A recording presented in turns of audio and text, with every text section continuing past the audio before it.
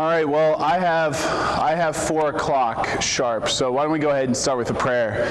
In the name of the Father, and the Son, and the Holy Spirit, amen. Heavenly Father, we give you thanks for your abundant mercies. We thank you for your love, for your generosity, and for this season of Advent. We ask that we may prepare well for the coming of our Lord at Christmas. So we pray, Our Father, who art in heaven, hallowed be thy name. Thy kingdom come, thy will be done, on earth as it is in heaven. Give us this day our daily bread, and forgive us our trespasses, as we forgive those who trespass against us. And lead us not into temptation, but deliver us from evil. Amen. In the name of the Father, the Son, the Holy Spirit. Amen. Well, I just want to thank everybody for coming, taking time out of your Sunday. I know maybe 4 o'clock on Sunday, not the most ideal time, but there was when we scheduled this, there was already rentals here in this building, so we wanted to take care, or we didn't want to kick them out. So anyway, so just so you know, this is being recorded, so if you're watching, it's actually funny when you look at being recorded, it's like nobody wants their head in the camera, so there's like a direct line from me with no heads in the back. But anyways, so for those who are watching it later, we're doing slides. There should be a link to the slides nearby, and then in the bottom corner of the YouTube video is what slide number we're on. So if you want to follow the slides on the recording, that's how you do it. So basically, you probably read about this in the bulletin.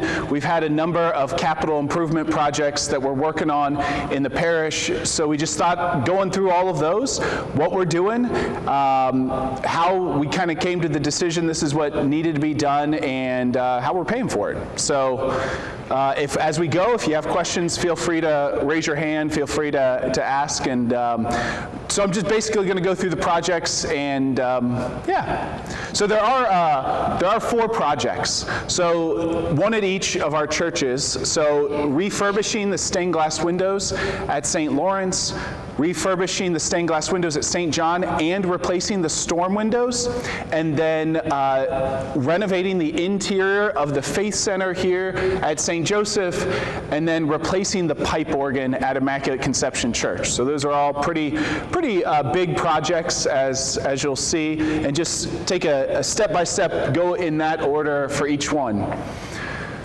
So the stained glass windows at St. Lawrence Church. Since I've been here, which was the summer of 2016, the St. Lawrence windows have been part of a discussion. There's all sorts of different things that have needed to be done at St. Lawrence. A lot of it has been working through, whether that was we tuck pointed the brick, we've repainted the interior of the church. But I remember the first year I was here, one of the pastoral council meetings was somebody talking about redoing the stained glass windows, and they went up to the factory to see how they were done and all of that. So it's been on the docket for a while. The church was built in, I believe, 1893. Nobody can remember if the stained glass windows were ever refurbished. So that's, 130 years ago, maybe a little more than that, 131. So, it's probably time to do that. And so we're going to work with Window Creations. That's the same company that refurbished the stained glass windows at St. Joseph and the ones at Immaculate Conception. And the storm windows were actually already done. We completed the storm windows last year, and that was actually, they'd gotten pretty bad. So when the bad weather came through in April, we actually lost a storm window. One of them blew out, and another one blew out at another storm. I don't remember when. I remember coming up from Mass one Wednesday morning, and there's broken glass all over the place, and we're missing a storm window, and that's not a good way to start the day. So the exterior, the storm windows, like I said, they've been done. They've been paid for, and they cost almost $165,000 to do. What needs to be done, though, is the stained glass windows. So basically what they do, same thing they did at the other churches, they take the whole window, big frame and everything, they take it to their shop, lay it on a big old table, and then play puzzle. So they take all the pieces apart, they clean the individual pieces, ones that are broken, they replace or they fix, ones that are missing, like we've got, if you look at this one right here, is that going to make it? Yeah, that one right there, there's a whole whole piece of glass missing. There's some missing here too. So some of it's been replaced with stained glass. And then the lead in between the frames gets replaced also. So all told, to refurbish all 18 windows, it'll cost $169,000. So we just go back as the Window Creations gave us their bid. This is just a map of the church here. And these yellow ones were the top priority. If you've been out to St. Lawrence, you know this is the one that the west wind comes into. So those get pounded. And then the east ones were the next priority. And then the green ones were all the third priority. Figure we just go ahead and they all need done eventually. So that's pretty straightforward. Other parishes have had windows replaced. Other churches have had windows replaced. That's just what needs to be done. That's St. Lawrence. So already spent roughly $165,000 in estimated cost for this, $169,000. One down, maybe the easiest down. That's why we start there. All right, the next one is St. John. So storm windows were added at St. John decades ago. I don't know how many decades, but I've been told it was decades. And they're of kind of various conditions, the storm windows out in Freiburg. And this project's been discussed for a few years, but knew that the air conditioning had to go in first, because once the stained glass windows go in, the windows won't be able to open and close. So we didn't want to have the stained glass windows in and no way to cool the church, like no way to get drafts in there or anything. So air conditions in, that went in May, and then now it's time to do the windows.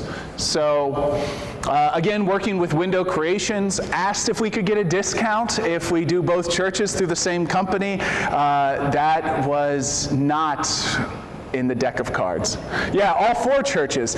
Buy 3, get 1 free?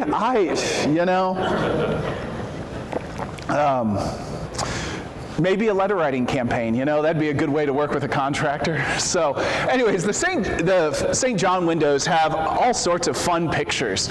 One of the things just noticed here, at some point they noticed that the windows that are the vents got switched. So at one point, 2 came out, and when they put them back in, they put them back in the wrong spot. So that's kind of fun, and I've been there for 8.5 years. I never noticed that. So here's another interesting one, is they're looking up the window. You can see it bowing out. So I'm not in the stained glass window business, but I don't think that's good. And then other places where the glass is missing. So just a general refurbishment of all the windows. But then also the storm windows have not been done at St. John yet. So, it's pretty much wearing out. It's rotten out, the wood frame. So it's time just to go ahead and do all the windows. Again, the church built in 1850. Nobody remembers if they were ever refurbished. And if you've ever met anybody who grew up at St. John in Freiburg, they remember everything. So the fact that it's never been, nobody knows, is like, that might have never been done. Who knows? Maybe Father Tebby did something at some point. That guy could do anything. But so the cost for doing everything, the stained glass and the storm windows, $180,000. So just our running total. There it is. Any questions so far? Just talking windows, pretty straightforward. Okay, now the big guy. So the St. Joseph Faith Center. So the Faith Center was originally built in 1900. It was renovated, went through a major renovation in 1949. If you get the Wapak Daily News, back in September, they had a looking back in their history section about the Faith Center, because 75 years ago they did this big renovation, so 1949. So there I got a lot more history. That originally the top floor of the Faith Center was built as a parish hall, and then there were classrooms in the lower 2 levels. So they did a big renovation in 1949, and the building house grades 1 through 12. Then, of course, in the 1950s, the school was built out on 501, out by where the YMCA is now. So the high school was out there, K through 8 was here. In the 70s, the high school closed, and so the K through 8 went out there. And then this building went through kind of different things. You might know better than me, but it housed public school, at least for a year or two? There were some public school years that it was here? 8 years the public school was here. All right, that is longer than I knew. So CCD, there's outreach ministries. So, but there was no major renovation. It doesn't seem like there was anything major that happened in the Faith Center since the 1949 renovation. So it's due. So the recent history, when the other school building up on 501 sold in 2018, it was basically we know we need to keep CCD on this property. Right? There's no other property, there's no other place for CCD to be, so that was the commitment. So a committee was formed because we knew the Faith Center as is wasn't gonna last forever, and it's time to figure out what to do. The original thought was, well, maybe we'll tear it down, right? There's a big old building. It's just got a lot going on. It needs a new roof. It needs new windows. It needs a new HVAC system. The bricks need tuck pointed. The list of what needed to be done: electrical, plumbing, the whole bit. But then eventually, as we were thinking about it and praying about it, it really didn't sit well with the committee. Especially when we had people come in, we had some architects come in and they said, yeah, I mean, you could tear this building down and you could build something new, and in 50 years, you'll be having the same discussion, but this building here will last for 250, 300 years. It's one of the most solid built buildings in Auglaize County is what they said. So that was kind of like, and it's a beautiful building. You really can't build anything quite like that anymore, not without bringing artists from all over the place. So we began to look into keeping the building, and as we're kind of like, all right, this seems like the right decision. This seems like the right way to go to keep the building, but how are we going to do this?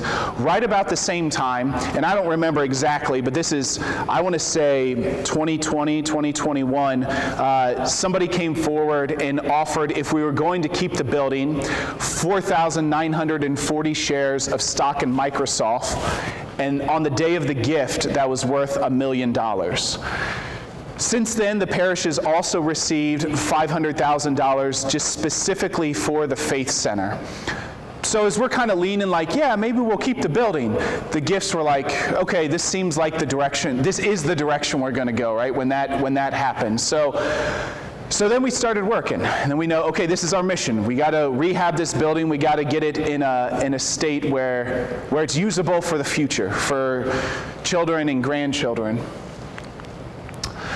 So we contacted Beasley Architecture out of Bellefontaine to guide the renovation, and Karen Beasley was one of the people that came through and toured the building and kind of gave us some initial feedback. And as we were working on like interior designs and all of that, we started working on the exterior, work on the outside and work our way in. So you probably remember, you'd seen the stuff outside, but the roof has been replaced, all of the bricks have been tuck pointed. Also within that was all the copper was redone. So the copper's been replaced. The bat waste removal, the bats had called that building home, and we were not collecting rent on the bats, but they had been served their eviction notice, and I hope they obeyed. So they had to have a lead inspection, so we paid the architect and engineering, and so far that has totaled $968,000. So we've worked on that, and that has all been paid for through the shares of the Microsoft stock. I believe, now this first one is, I believe the day we were given the stock, it was worth roughly $180 a share. Today, I haven't checked today, but Microsoft is worth like $340 a share. So, that wasn't immediately it went up that high, but we still have some money left in the stock, which is nice, and I'll get to that. So currently, as of today, the building houses a number of things for the parish. It houses grades 1 through 6 in CCD, the Catechesis of the Good Shepherd, the Girl Scouts have a room, St. Vincent de Paul has their outreach, God's Storehouse, Spiritual Movement and Soul Corps, and just some general storage. So that's what's happening in the building right now. It gets pretty regular use. Pretty good, decent use. But what does it need? Well, one thing it needs is an elevator. The building is not handicap accessible. You know, you walk into that front foyer and you're going up, I don't know, at least seemingly a dozen stairs. So that's not a great thing for handicap accessibility. And a renovated space for the current ministry is just all the basic HVAC, walls, plumbing, lighting, the whole thing.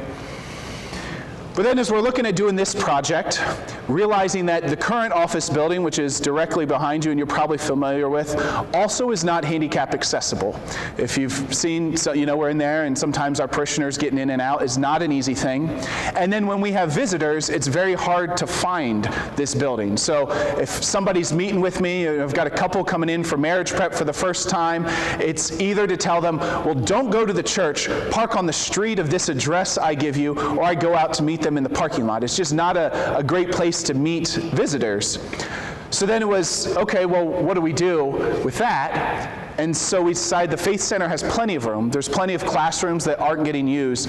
Let's move the offices all to there. If we're going to renovate a space that's bigger than we need, let's fill the space with the offices. So that is the plan. Oh, there it is. So if, just to orient you, this is the main level. So the Faith Center, actually, let me just go back. Oh, come on. So the Faith Center, of course, has 3 levels. You've got the main level right here in the middle. That's if you go up a few, 12 stairs, you get there. You can go down, and that is, I don't know, maybe 6 or 7 stairs down to get to the basement. And then there's a top level also.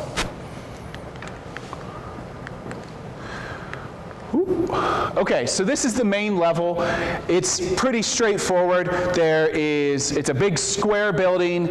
You've got the parking lot side, the Pearl Street side, and then basically six rooms surrounding a main kind of common area landing space. So as we work with the architect and went through various designs, the plan is to look a little bit like this. So maybe the first thing to note is off the southwest corner will be a tower that an elevator is on. So we looked at putting an elevator shaft in the building, but then realized you'd have to redo all of the supports, re-engineer the entire building if you're going to build a big old elevator shaft. That didn't seem practical. So built an exterior elevator, and then right off, and you'll be able to enter that elevator off the parking lot. So there'll be handicap spots right next there, so it's easy entrance for those who are not able to go up the stairs. And then right off the elevator will be where the reception area is. So this main floor will be offices. Big meeting room, kind of a break area, work area, all that. And then the Catechesis of the Good Shepherd, which is for 3-year-olds through 6-year-olds, will be in that corner. Questions? Okay. The floor above this is where all the CCD will be. It's grades 1 through 6. So again, there's actually 7 rooms on the up above. And so there'll be an extra room that can be for office work or anything like that. You just need your paper supplies for all the teachers, classroom supplies, and an extra room in case we need it in the future. And then down below, renovated spaces for God's storehouse, for St. Vincent de Paul, the big meeting area, which was the old gym. Hopefully have that for a big meeting space. And the space here is always so hard to use. It's booked so quickly. So if you've ever tried to host things, these guys who are starting the men's Bible study that started on Saturday were like trying to find space. Well, we want the same space every Saturday morning. It's like, well, with just the stuff going on, so having an extra big meeting space will be very nice. Question on the design? Yeah, Eric. I can't read how it's divided up there, but the one on the top of the screen looks like a lot of small little spaces up there. Up, like right here where my red dot is? I don't know if you... Yeah, so that's the offices. Yeah, all offices on the top two, kind of, yeah, let me see if I can pull it up. If I can. I was wondering if that's enough area for, your offices, the desk and all that kind of thing. It just looks kind of small. Yeah. Yeah, and the architect said this is kind of standard office size. We did talk to her about what's the size, and those are pretty big classrooms, so they might not be as big as they currently have, but they are, what's the size on most of them? I can't quite read it. The plans are actually in the Faith Center, so I opened up the Faith Center, so if you want to go over afterwards and take a walk through, you can. Does the elevator go all the way up to the top floor then? It does, yep. Top floor, and then it goes down to the bottom. Yep. And will the restrooms stay in the basement? Oh, that's a great question. So the two big restrooms in the basement, and since we're building the elevator shaft on the main floor and on the second floor, there's a bathroom right here. So that's a half bath, and then there'll be one on the top floor, half bath, and then there's actually another bathroom over in the office area right here. Okay. Yeah, good question. How big is the tower? I should have brought the drawings with me here. I've got them on my phone. I should have pulled them up ahead of time. I can't read it on my phone. Sorry. That's okay. It'll have to be there. That's the point. Yeah, it'll be there. I'd like to ask any other questions, but I think I'm 0 for the last 3, so. All right, so we received 4 bids on October 31st, Halloween. The bids were due, and after interviewing H.A. Dorston & Son, or H.A. Dorston Incorporated, decided to go with them. They were actually the same general contractor that built this building that we're in right now, and this building, I don't know if you know, is built right on an underground creek or river, and it's held water, so they've done good work. They've done a great job. So, and other people in construction who have worked with them have really been pleased with their work. So that's great. We've received donations for this project. So like I said, we still have 1,212 shares remaining of Microsoft stock. That's roughly, depending on what day you check, worth about $500,000. I told you we had another gift of $500,000 that we received, and then the donor has pledged $1.5 million for this project as well. So for this project set aside, there's $2.5 million for the renovation of the interior of the Faith Center right now. And that's what we call restricted money. That's the only thing we could spend it on. We can't spend it on, a new swimming pool in here if that was something that somebody wanted. So that's not the rumor mill, that's not the plan, just so you know.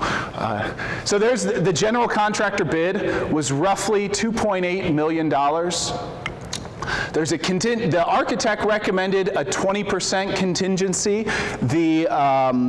When we asked the contractor in the interview, what do they recommend? They recommended 5%. So, but we thought maybe we'll keep the higher number because you never know what happens once you start opening up walls. And then the wood floor contingency, they're going to plan on redoing all the wood floor, but once they get in there, they're not sure how many pieces of wood, how many planks they're going to have to replace, so they asked for a $54,000 contingency for the wood floor. We've got utilities, who knows what all that's going to, once you get the internet people and all that, phone people. And then a furniture budget, we came up with $300,000 with the architect, and then there's all sorts of other stuff, signage. So the goal is to have $3.7 roughly $1 million for the renovation of the Faith Center. So that's where we're at for the amounts on the Faith Center. Question? Okay, is that 3,700 to 900,000 already been done? Is that in there or not? It's not. That's not. Right? So this is all what we still have left to do. But all that we've done is paid for. Yeah, Eric. What about asbestos and lead removal and that kind of stuff? I'm assuming and stuff in that whole building. Yeah, so asbestos was included in their bid, in the Dorston bid, and the lead inspection has already been done, so they received that when they were doing their bid, and so they've incorporated that into their bid. And even when we interviewed them, I was impressed with how much they had incorporated with just all the different, like, plaster stuff they had noticed that they included. So, yeah, I think they've thought of it. Okay. Also included in this bid is to redo the parking lot afterwards. So as you know, the parking lot at St. Joseph needs a little tender loving care, but once there's heavy equipment on there, it doesn't seem like smart to redo the parking lot before then. So redoing the parking lot is in there, including the gravel pit that we now own, which is, praise God for that. Father, wasn't the cement out front included in that, in the corner? That's right, yeah, the cement out front in the corner. That is the northwest corner, or, yeah. Northeast. Northeast, right. Okay, yeah, thanks, Randy. Okay, I just wanted a little reflection that the Lord is never outdone in generosity.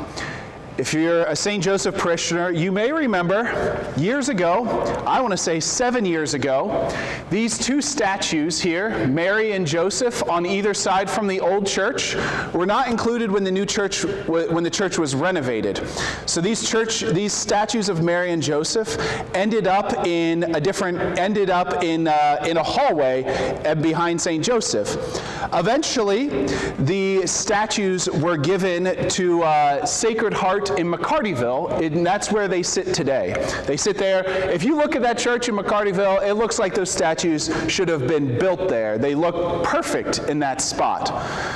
And I contend that the Lord is never outdone in generosity. So you give two statues to a parish who, it's not exactly our neighbors, but they're not far away, and the Lord gives millions of dollars in return, right? I am convinced that these two things are not disconnected, and it's not a coincidence that you give statues that, honestly, to create those statues now, they'd be at least probably $8,000 a piece. But the Lord is never outdone in generosity. So I just think that's a powerful thing to reflect upon as we've been blessed with a lot of generosity for this Faith Center project. It seems to be the Lord's response to this. All right, so that's the same slide. So here's where we are with that so far. So already spent for the St. Joseph Faith Center, $968. Well, we have estimated $3.7. That project right now is looking to be about $4.7 million. I've never said numbers that high in my life, just so you know. Linda. Yeah, we had a spiritual life committee a few years back, and had Tom Park and stuff. We discussed the electric message board. Like, pull this over there. Yeah. That's something great because of this. Is that a possibility in that? An electric message board? It could be. It really, I don't think it's come up yet in the renovation. I know one of the things that we left on here is signage, that we haven't really discussed what sort of signage we'll need. But I think it's something we could talk about, and probably something we need to figure out. Display events and stuff and have a message, like. Yeah. That's not a bad idea. That corners are very heavily trafficked corner, so yeah. You can put a good message for walk. Yeah, that's right. Tina, do you have something? When you redo the parking lot and redoing the Faith Center, will there be any other pole lines out there or any other things for electricity in case other things come back to this area? Yeah, there will be, was it 2 poles that they, in the plans? Is that right? 3? 2 or 3 poles planned, yep. Okay, so that's where we are. The last thing is the pipe organ at Immaculate Conception. So just a little quote from the Second Vatican Council that talks about the pipe organ is to be held in high esteem in the Latin Church, that's the Roman Church, that's us, since it's its traditional instrument, the sound of which can add a wonderful splendor to the Church's ceremonies and powerfully lift up men's minds to God and higher things. And one of the reasons the Church loves the pipe organ is it's the instrument that best imitates the human voice. So the human voice is air that's passed that the pitch changes. Similarly, a pipe organ, air is passed through pipes that changes pitches. So it's like you have a whole choir at your fingertips. In some ways, a whole orchestra. So there's the pipe organ at Immaculate Conception.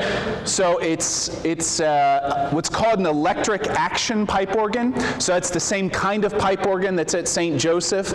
Electric action means you play the keyboard and it sends an electrical signal up to a rubber stopper that opens the pipe, allows air to pass through, and thus sound comes out of the pipe. At St. John and St. Lawrence, they are electric organs, which means you press a key and a pre-recorded sound comes out, similar to like a keyboard. So this is electric action pipe organ. So all the pipes are up in that closet cabinet case up above. So the organ at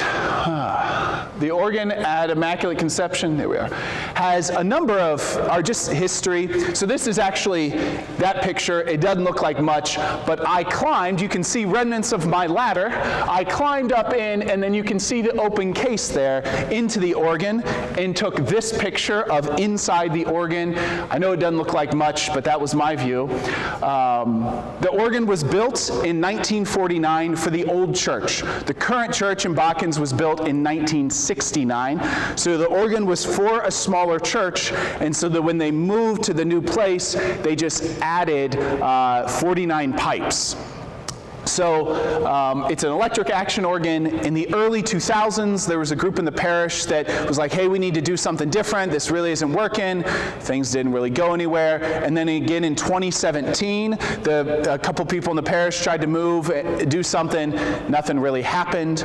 The 2017, part of that was, if you remember, the Archdiocese of Cincinnati had the One Faith, One Hope, One Love campaign. And part of that campaign was anything the parish gave over their goal would kick back for particular projects, or half of it would kick back. At St. Joseph, that money kicked back for the stained glass windows. And one other thing I think was mentioned, but at Immaculate Conception, one of the things they mentioned was to kick back for the pipe organ, which nothing ever came of it. The money, they've still got money in savings, but never did anything with the pipe organ. I say all of that, it's been on people's minds, the parish's minds, the church's minds for a while.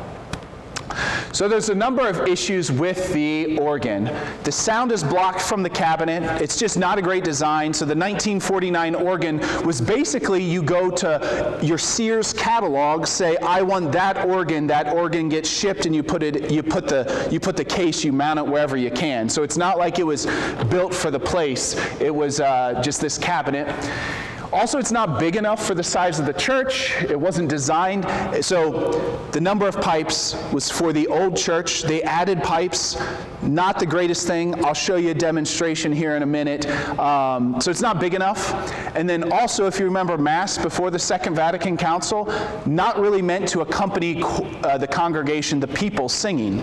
So sorry, I'm laughing. Today, I said before Mass, I was talking to one of the servers, and I said, facing the congregation. She said, did you just make up that word? I did not make up the word congregation. Where do you go to school?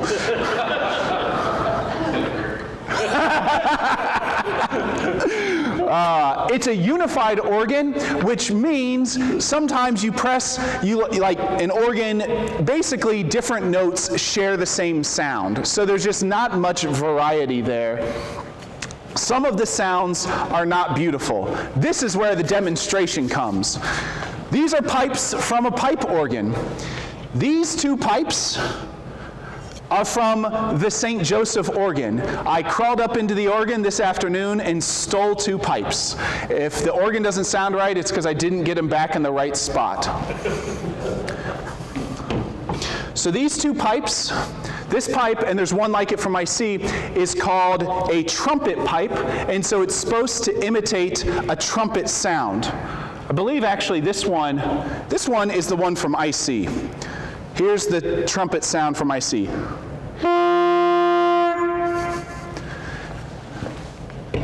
Now, as a comparison, here is the trumpet pipe from St. Joseph. Do you notice a difference in the beauty of that sound? That was me.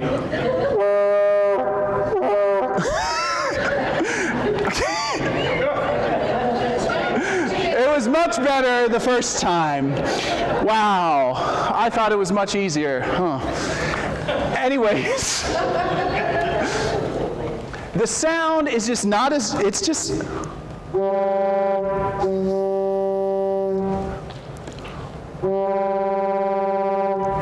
I think part of it might be operator error, but you have to take my word, some of the sounds, just not the best that come out of the Immaculate Conception organ. Also, there are some dead notes, so the electricity is dying at about 75 years. That's pretty typical for an electric action organ. So it's becoming costly to maintain. So what's happened so far? A committee was formed to guide the process. This was a little over a year ago. The committee was formed, and we've hired Matthew Geerlings, and Matthew is the organist for the cathedral in Cincinnati, and he's also the director of music for the Archdiocese of Cincinnati. So he's come up. He helped a little bit, just kind of as his role in the Archdiocese, but more intense consultation. We've hired him for that. And so he's educated us in how an organ works. I mean, I didn't even know you could pull the pipes out of an organ and do that. So he let that cat out of the bag. And then we've gone and visited some organs in Cincinnati. And then one of the next thing he's doing is looking at used organs. So he calls it an organ transplant, right? You go to a church that is no longer in service, they have a pipe organ, and you can take the pipe organ and put it in a new place. This pipe organ is in Rochester, New York, and it's about the size that we would need, but it would need a new case. So, right, the case doesn't exactly fit how things would need to fit at Immaculate Conception. So Matthew Geerlings and an organ builder after Christmas are going to take a little trip up to Rochester to see what sort of shape this organ's in, if there are parts of it that are worth salvaging, whether the pipes are the most expensive part, it's the metal, or the wind chest, so that's the part that kind of is down below that feeds air up. So if there's anything good, maybe it's a salvageable thing and we don't have to build something completely new.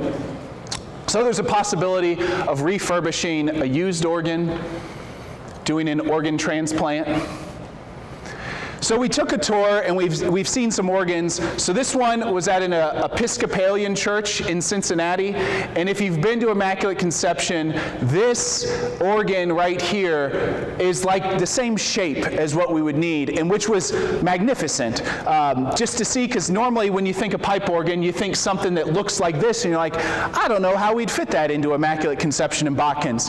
And so he's like, I'll show you.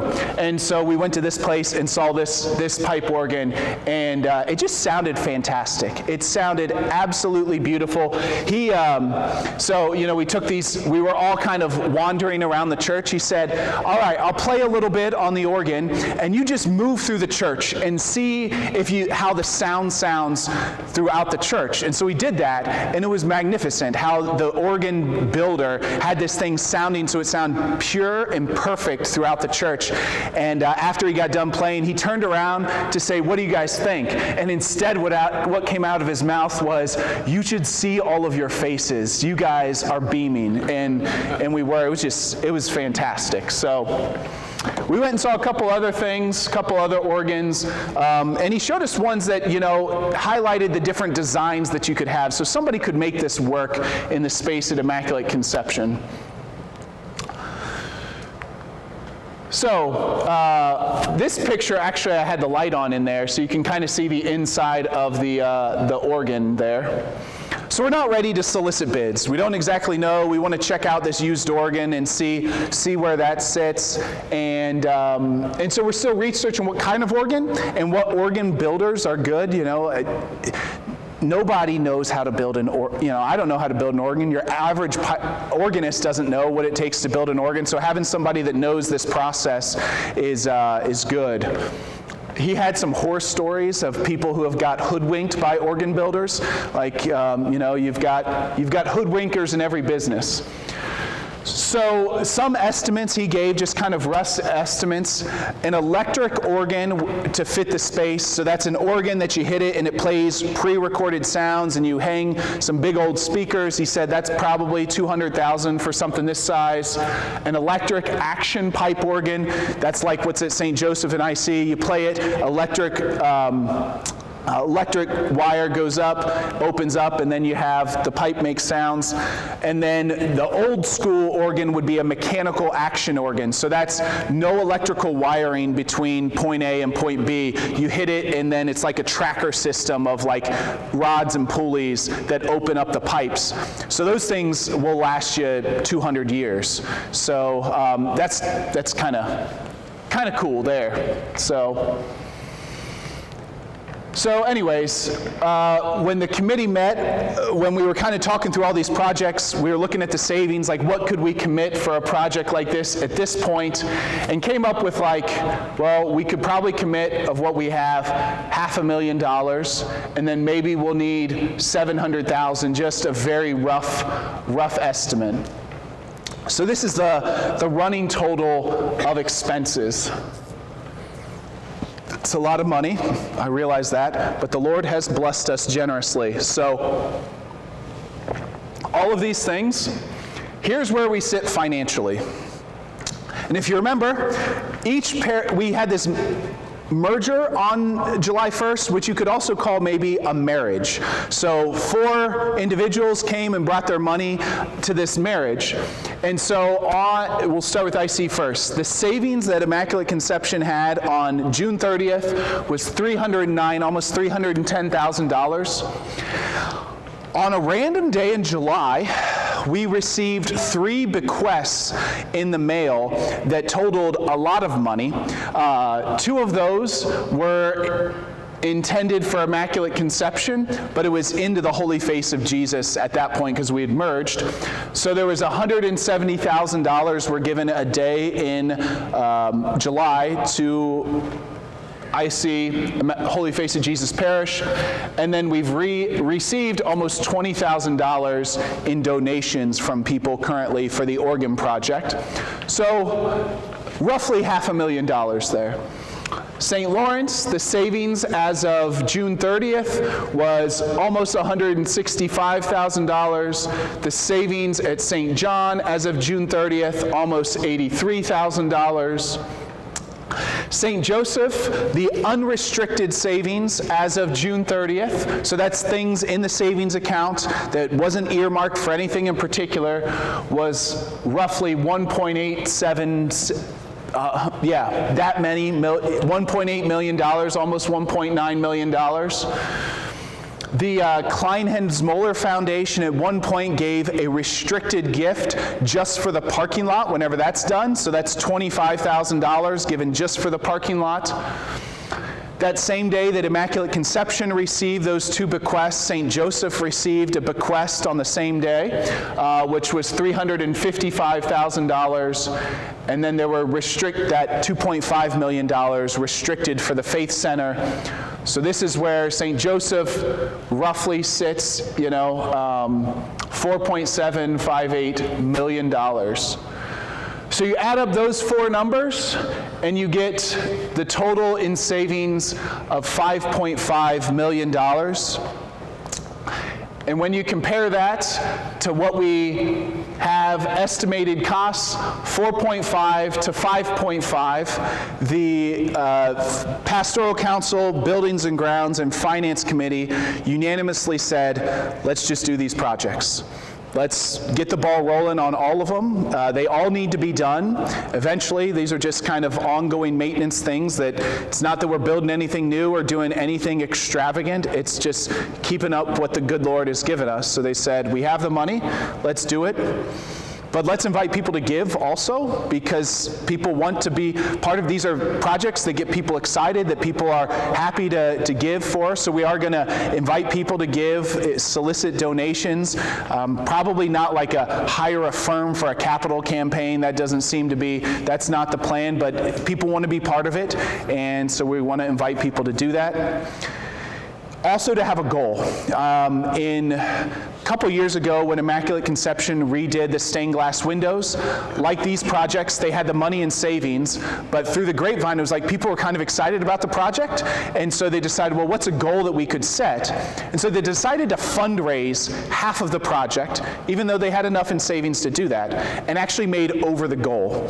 Put a little thermometer in the back of church, went over the goal of what we were hoping to raise. So maybe something like that will happen. So we wanted to set a goal. And so we decided for both the stained glass windows projects at St. John and St. Lawrence to set a $50,000 goal.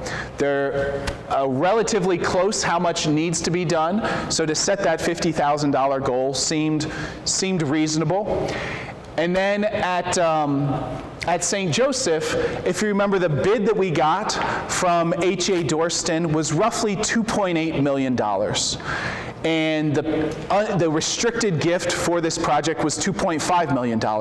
So we thought a good goal would be the $300,000 that would cover that gap between 2.5, 2.8. And then lastly, at Immaculate Conception, just seeming reasonable between those two goals and Immaculate Conception size of the parish, seemed like $150,000 for the organ would be a reasonable goal and get pretty close to cover the difference here between 700 and 500,000. So that's the goal that we're going to try to raise for these projects.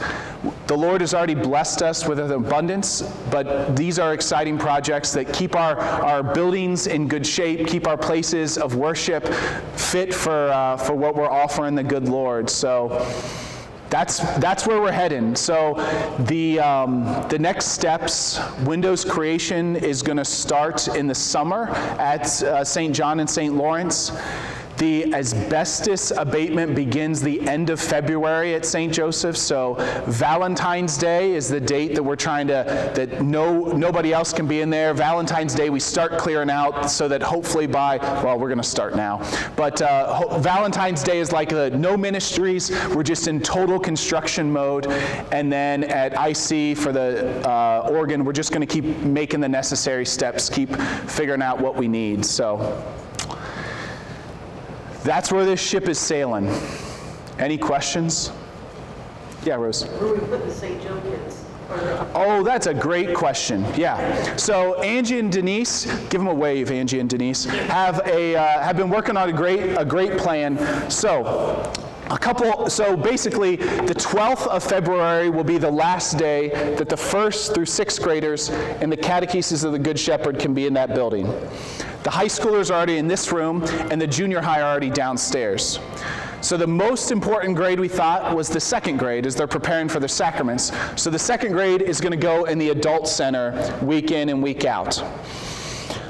Everybody else, so that's 1st, 3rd, 4th, 5th, and 6th, we're going to have a handful of large group nights and then give them stuff to do at home.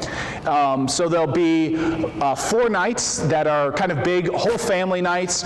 We'll probably use this room and have the high schoolers pitch in to help, but then there'll just be other activities. So we're going to do a night on Lent, a night on Mary, a night on Holy Week, a night on the Mass. And then one of the nights, we already had a Wednesday evening Mass scheduled. The Feast of St. Joseph falls on a Wednesday, so we're going to invite all the parents and the families to come for St. Joseph's feast day. So basically, they'll only miss, was it like 4 nights? 3 nights. They'll only miss 3 nights. Otherwise, we'll have either big events, or it would be Easter break, or it'd be the Feast of St. Joseph Mass. So, yeah. So it actually might be a really exciting kind of time for these kids, so, and their families. I'm kind of excited for just to see what we can do. So once we do that this year, we do that through the end of April or the start of May, then we'll kind of reevaluate, like, how did that go, and then plan the fall. So the construction on the Faith Center starts on the end, or the first days of March, and then they said 310 days, which takes us just after New Year's. I think it's like January 7th or 6th of 2026. So we got to figure out what to do for the fall, and then hopefully everybody will be back in the start of the new year in 26. What other questions?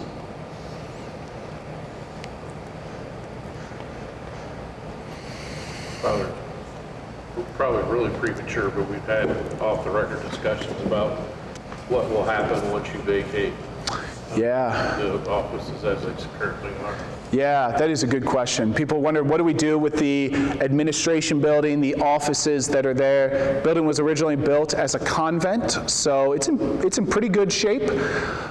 At one point, I knew what year it was built. That is not today. But like you said, there's just been some discussions, no solid plan. People have thrown out ideas, and I'm just going to throw out ideas knowing full well that nothing has been decided and nothing's really been talked about, because all of this is consuming far enough conversation. So with that in mind, people have talked about knocking it down for parking.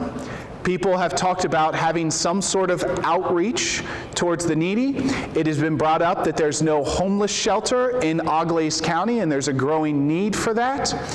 Also, recently I had a conversation with a group of Catholic psychologists and counselors who are based in Cincinnati that want to expand their practice further north, about giving them some space. So those possibilities are there. Like I said, nothing's been decided, and we haven't really had any serious conversation.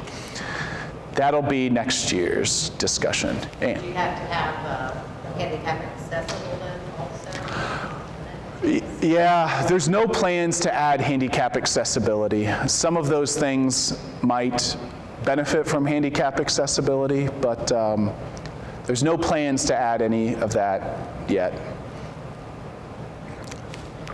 We'll see. Any other questions? Okay, so if you want to see the Faith Center, the building is unlocked, and I've unlocked as many doors as you'll need unlocked. So if you want to see what it's going to look like, or if you want to see how it currently is, now's the time. You have 3 months before it's hard hat only entrance in there, and need to know, basis only. Not that it's secret, but I don't want anybody to get hurt. So if you want to see how the before, now's the time. Also, if you go up to the main common area, the architectural plans are there. So if you want to take a further detail as to what it'll look like and kind of how orient yourself there, feel free to do that. Thanks for coming. Thanks for your time. Everybody have a blessed Sunday.